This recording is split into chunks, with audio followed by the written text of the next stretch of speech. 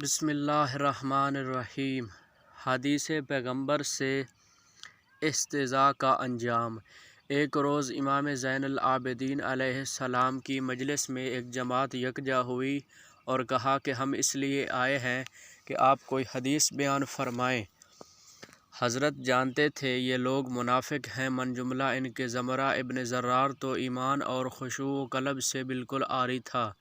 حضرت نے سوچا ہم کیا کریں؟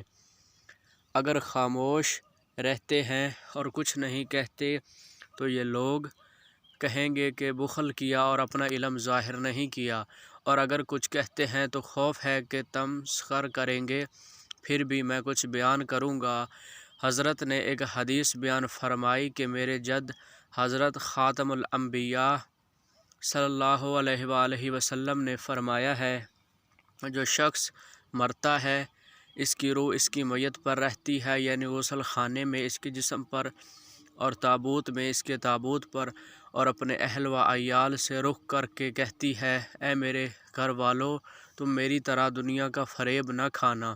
تم نے دیکھا کہ تمہارے باپ نے فریب کھایا، اس کے باوجود جان دینا پڑی، اور اب قبر کے غار میں جانے والا ہے۔ یہ حرص و ہوس اور خواہش کوئی فائدہ نہیں رکھتی۔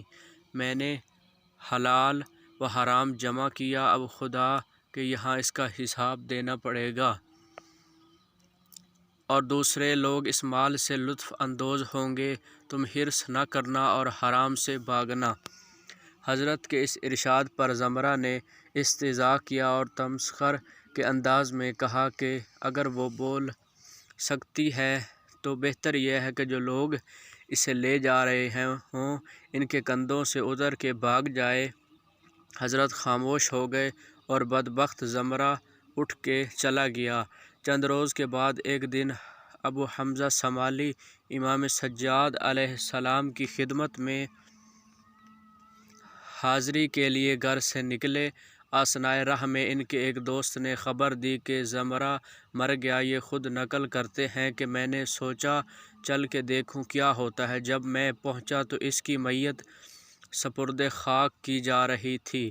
میں نے کہا کہ میں انہیں قریب سے دیکھنا چاہتا ہوں، اور اسی بہانے قبر میں داخل ہو گیا کہ اس کے چہرے کو خاک پر رکھ دوں۔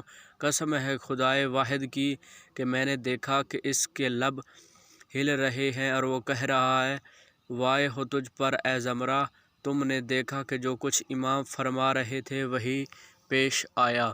یہ دیکھ کے میں لرز اٹھا، پھر ٹھہر نہ سکا۔ اس کی قبر سے نکل کر امام کی خدمت میں پہنچا، پھر عرض کیا، آقا، اس روز جو شخص تمسخر کر رہا تھا وہ مر گیا ہے، اور میں نے خود اسے اپنے کانوں سے کہتے ہوئے سنا ہے کہ اے بدبخت، وائے ہو تجھ پر، دیکھا کہ تو نے کہ جو شخص امام کہتے تھے وہ برحق تھا، اور تجھے اب اسی کا سامنا ہے۔